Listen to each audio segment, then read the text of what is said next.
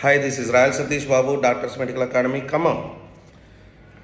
సరే ఇవాళ మే 3, రేపు 4th, ఎల్లుండి 5th. సో ఎల్లుండే మనం ఎంతో కాలం నుంచి వెయిట్ చేస్తున్న నీట్ ఎగ్జామ్, మన ప్రిపరేషన్కి టెస్ట్ పెట్టే అసలైన ఎగ్జామ్, మన కృషి ఫలించే అసలైన ఎగ్జామ్ ఎల్లుండి వస్తుంది. కాబట్టి కొన్ని ఫ్యూ పాయింట్స్ మీతో షేర్ చేసుకుందాం అనుకున్నాను. ఫస్ట్ పాయింట్ ఏంటి అంటే, ఇప్పుడు ఈ 2 days ఏం ప్రిపేర్ కావాలి? ఈ 2 days అందరూ కూడా ప్రిపేర్ కావాల్సిన ఏంటి అంటే, కొత్తవి అసలు పట్టుకోవద్దు. మనం చదువుకునేటప్పుడు పక్క స్టూడెంట్స్ కానీ లేదా యూట్యూబర్స్ కానీ అది చదువు ఇది చదువు అంటారు, మనకి టచ్ లేని అసలు ఇప్పుడు ముట్టుకోకండి. అది ఫస్ట్ పాయింట్. అండ్ రెండోది, మనం ఏమైతే నేర్చుకున్నామో అవన్నీ రివైజ్ చేయాలి. Especially don't forget to revise previous NEET questions. అన్ని చాప్టర్స్ కూడా, అన్ని సబ్జెక్ట్స్ కూడా, అన్ని ప్రీవియస్ అంటే 36 years అవన్నీ కాకుండా 2014 నుంచి 2023 వరకు ఉన్న ప్రీవియస్ నీట్ చదువుకోండి. ఎందుకంటే అన్ని చదివే టైం ఇప్పుడు లేదు కాబట్టి అవన్నీ ప్రాక్టీస్ చేయండి. అండ్ వన్ మోర్ థింగ్ ఏంటంటే, కొన్ని సిలబస్లు చేంజ్ ఉన్నాయి కాబట్టి అవి మాత్రం వదిలేసేయండి. 2014 to 2023 ప్రీవియస్ నీట్ క్వశ్చన్స్ చదువుకోండి. ప్లస్ అన్నింటిలో కూడా సినాప్సిస్లు, అంటే అన్ని ఫార్ములా, ఫిజిక్స్ అనుకోండి అన్నింటిలో ఫార్ములాస్ ఒకసారి రాసుకోండి. కెమిస్ట్రీ అనుకోండి, కెమికల్ రియాక్షన్స్ కానీ, బేసిక్స్ కానీ, సినాప్సిస్లు ఉంటాయి, అవన్నీ రివైజ్ చేయండి. అది preparation plan.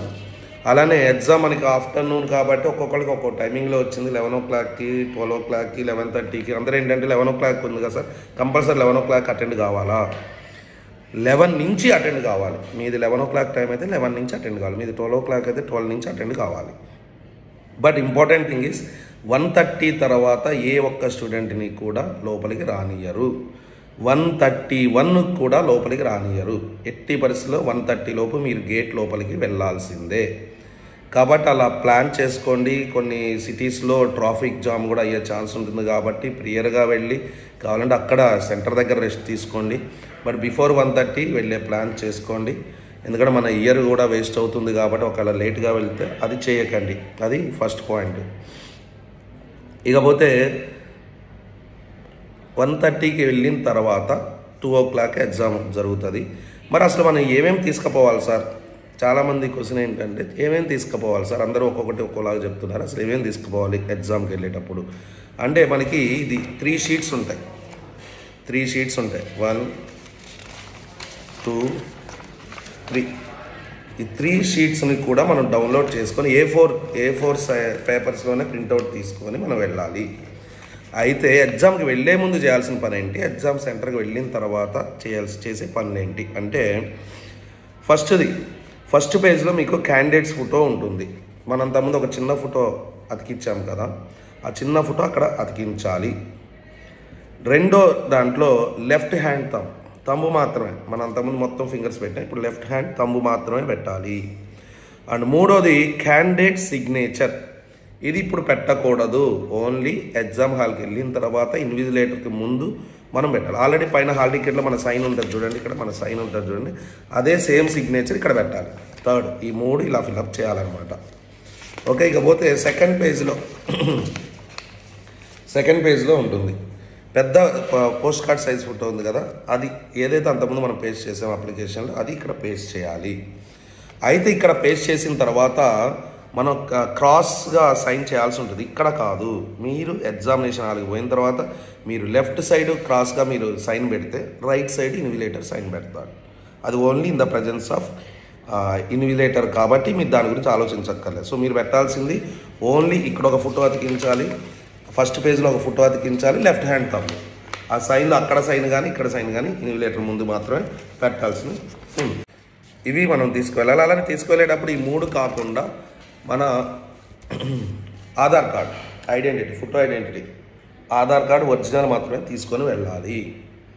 Aadhaar card original తీసుకొని వెళ్ళాలి. ఒకవేళ ఆధార్ కార్డు లేని అంటే పరిస్థితిలో కనుక మిగతా ఐడెంటిటీ, ఓటర్ ఐడి కానీ, పాన్ కార్డు కానీ, తర్వాత ఈసారి ఇది కూడా ఇచ్చాడు, మీ 12th class రిజిస్టర్డ్ సర్టిఫికేట్ కానీ, లేదా మీ స్కూల్ నుంచి ఒక రియల్ ఒరిజినల్ ఐడెంటిటీ కార్డు కానీ, అంటే స్కూల్ అంటే అక్కడ +1 +2 స్కూల్ అని అర్థం, అవి తీసుకురావచ్చని ఇచ్చాడు.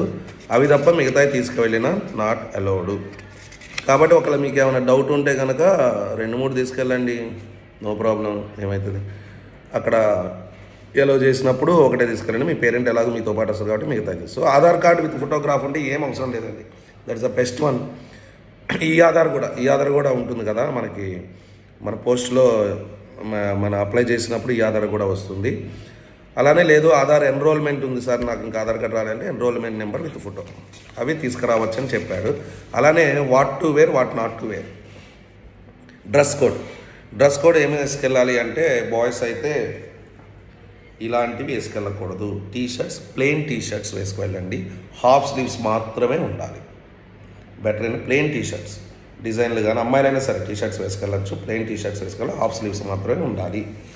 ఇక మన ట్రాక్ ప్యాంట్ కానీ అబ్బాయిలకైతే, లేదా లెగ్గిన్స్ కానీ అమ్మాయిలకైతే, లేదంటే టాప్, ప్లెయిన్ టాప్ కానీ పైజమా కానీ వేసుకొని వెళ్ళచ్చు అమ్మాయిలు. అబ్బాయిలు అయితే చెప్పాను కదా ప్లెయిన్ ప్యాంట్ కూడా ప్లెయినే ఉండాలి. బటన్స్ ఉండకూడదండి. అక్కడ పాయింట్ ఏంటంటే బటన్స్ ఉండకూడదు.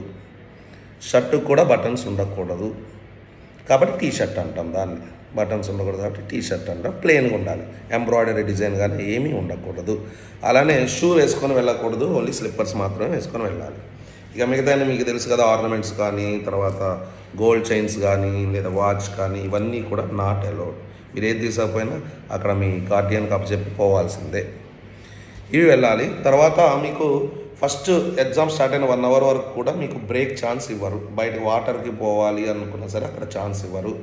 అలానే 5:20 కదా, లాస్ట్ హాఫ్ అన్ అవర్ కూడా మీరు వెళ్ళడానికి వీల్లేదు. అంటే 3 o'clock నుంచి 4:50 వరకు మాత్రం మీరు మధ్యలో ఎప్పుడైనా ఒక్కసారి వెళ్ళే ఛాన్స్ ఉంటుంది, వాష్రూమ్కి కానీ వాటర్కి కానీ.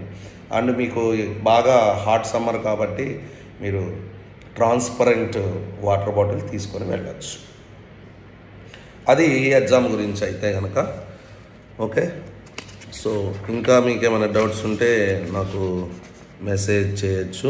But very important thing is మీది ప్రతిదీ కూడా సీసీటీవీ అబ్జర్వేషన్ ఉంటుంది.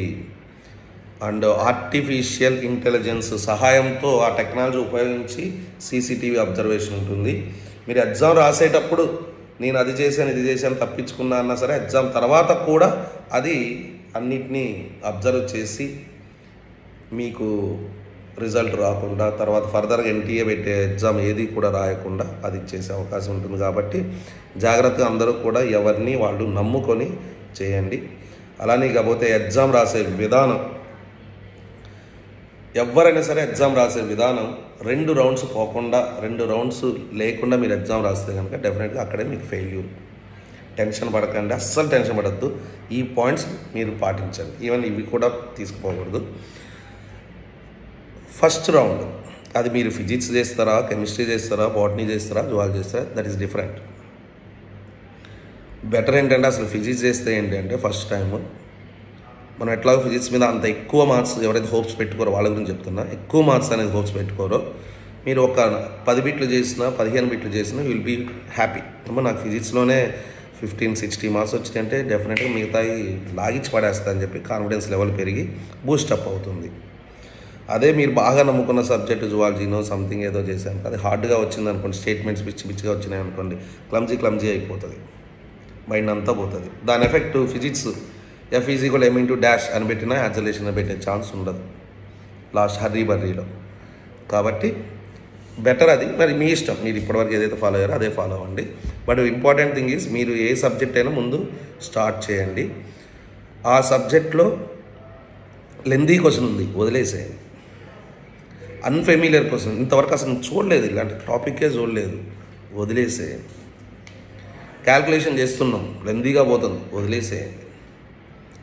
ఫస్ట్ రౌండ్లో ఓన్లీ చూడగానే పెట్టేసేయి. ఆల్రెడీ ఇంతకుముందు గ్రాండ్ టెస్ట్లో చేశాను, ఇది వచ్చు నాకు అని అనుకున్నవి మాత్రమే పెట్టుకుంటూ పోండి.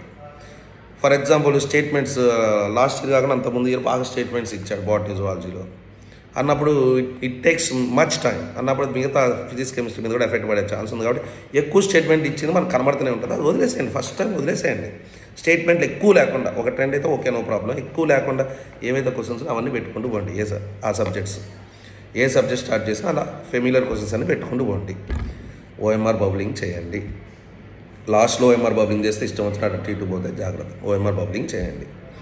ఇప్పుడు ప్రశాంతంగా ఒక నిమిషం ఊపిరి పీల్చుకొని ఇప్పుడు మళ్ళీ సబ్జెక్ట్ వైజ్ ఏమైతే వదిలేవో అది తీసుకో. And negative marking is very important. Negative marking ఏంటి అంటే మనం ఎగ్జామ్ అంతా అయిపోయిన తర్వాత బాగా మార్కులు వచ్చాయండి, నెగిటివ్ మార్కింగ్ పోయింది. నెగిటివ్ మార్కింగ్ అనేది పనిష్మెంట్. సో దీనికి ఒక టెక్నిక్ చెప్తాను. ఏంటి అంటే బ్లండర్గా అయితే అసలు ఏది పెట్టకండి. నేను బ్లండర్గా అసలు దీని క్వశ్చన్ గురించి తెలియదు, అది ఏ సబ్జెక్ట్ అయినా సరే. ఒక్కోసారి చిన్న థియరీ క్వశ్చన్ ఇస్తాడు, జీనా diode can be act as dash అని ఇన్ రివర్స్ బయాస్ అంటాడు. Answer voltage stabiliser. కానీ అసలు తెలియదు అనుకుందాం, మనం ఎగ్జామ్ తెలియదు అనుకుందాం, చిన్నగానే ఉందిగా క్వశ్చన్ పెట్టబుద్ధి అవుతుంది, ఇదేనేమో పెట్టబుద్ధి టెంప్ట్ చేస్తూ ఉంటుంది. వదిలేసే. అసలు నీకు తెలియదు అన్నప్పుడు అది చిన్న క్వశ్చన్ పెద్ద క్వశ్చన్, 4 లైన్లు ఉందా, ఒక లైన్ ఉందా అని పట్టించుకోకుండా అది వదిలేసాయి. అసలు పెట్టకండి, ఏ రౌండ్లో కూడా పెట్టకండి దాన్ని. ఇకపోతే కొన్ని క్వశ్చన్స్ ఉంటాయి, ఈ రెండైతే పక్కా కాదు. డైమెన్షన్స్ ఎస్పెషల్లీ ఫిజిక్స్లో చూసుకోవాల్సిన డైమెన్షన్స్ ప్రకారం 4 ఆప్షన్స్లో 2 ఆప్షన్స్ డైమెన్షన్స్ ప్రకారం రాదు, మిగతా ప్రకారం వచ్చే ఛాన్స్ ఉంది అన్నప్పుడు ఆ రెండింటిలో నీకు సబ్జెక్ట్ తెలియదు, బట్ డైమెన్షన్ ఫార్ములా మాత్రం 2 మ్యాచ్ కావట్లే, 2 మ్యాచ్ అవుతున్నాయి అన్నప్పుడు రిస్క్ తీసుకో, పెట్టేసుకో. ఏదైనా సరే ఒక 2 ఆప్షన్స్ పక్కా తెలియదు, లేదా ఈ 2 ఆప్షన్స్ అయితే ఈ 2 ఆప్షన్స్లోనే ఏదో ఒకటి 100% అయ్యి ఉంటుంది అనుకున్నప్పుడు రిస్క్ తీసుకొని పెట్టేసుకోవచ్చు. That is your wish. But నేను నెగిటివ్ అన్నీ అటెంప్ట్ చేయాలని కోరికగా ఉంటే దానికంటే బెటర్ ఏంటంటే బ్లండర్గా పెట్టకుండా ఏదైనా 2 ఆప్షన్స్ ఉంటే ఛాన్సెస్ పెరుగుతాయి కాబట్టి అవి పెట్టుకోండి. సో లాస్ట్ వరకు బబ్లింగ్ ఆపుకోకండి. ఎప్పటికప్పుడు రెండో రౌండ్ కోసం, ఫస్ట్ రౌండ్ అయిపోతుంది, రెండో రౌండ్కి వస్తాం, ఎప్పటికప్పుడు బబ్లింగ్ చేసేసుకోండి. అది ఇంపార్టెంట్. బబ్లింగ్ లేకపోతే చాలా కష్టం అవుతుంది. 5:20 అని పెట్టుకోకండి, ఎందుకంటే ఒకవేళ 5 నిమిషాలు ముందు తీసుకున్నా తీసుకోవచ్చు. 5:10 అనే పెట్టుకోండి. లాస్ట్కి మనకి టైము 5:10 అనే పెట్టుకోండి. అలానే ఫస్ట్ 35 ఎట్లా మీకు తెలుసు, ఫస్ట్ 35లో చాయిస్ లేదు, మీ ఇష్టం పెట్టుకోవచ్చు. బట్ 15లో 10 మాత్రమే అలౌడ్. 15 పెట్టుకోవచ్చు, బట్ నువ్వు రాసిన ఫస్ట్ 10 మాత్రమే కన్సిడర్ చేయడం జరుగుతుంది. ఫస్ట్ 10 పెట్టాము, 36 నుంచి 50లో 45 వరకు ఫస్ట్ 10 పెట్టాము, దాంట్లో 2 పోయినాయి. అప్పుడు 8 into 4 32 మార్క్స్, 32 మైనస్ అలా 2 30 మార్క్స్ మాత్రమే వస్తాయి. లేసన్ అది 46 to 47 కరెక్టే అంటే అది అసలు పట్టించుకోడు. నువ్వు మధ్యలో వదిలేసావు అనుకోండి, మధ్యలో ఒక 2 వదిలేసి 45 వరకు పెట్టి 8 క్వశ్చన్లు 47 49 పెట్టావు అనుకోండి, అప్పుడు ఈ 10 తీసుకుంటాడు. 49th కూడా కన్సిడరేషన్.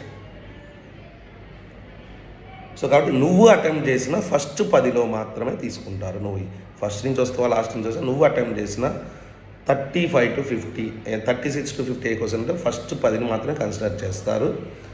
మధ్యలో ఒకటి వదిలేస్తే ఫస్ట్ 11 మాత్రమే కన్సిడర్ చేస్తారు. 2 వదిలేస్తే ఫస్ట్ 12 మాత్రమే కన్సిడర్ చేస్తారు. దాంట్లో తప్పులు పోయినా -1 వస్తుంది, కరెక్ట్ అయినా ఇంటూ 4 మార్క్స్ వస్తాయి. సో అవి ఇన్స్ట్రక్షన్స్ మెయిన్లీ. ఓకే, ఇంకా కావాలి అంటే మీరు మిగతా ఇన్స్ట్రక్షన్స్ కూడా చూసుకోవచ్చు. And anyway, I'm wishing you all the best. This is royal Satish Babu, doctors medical academy. Come on.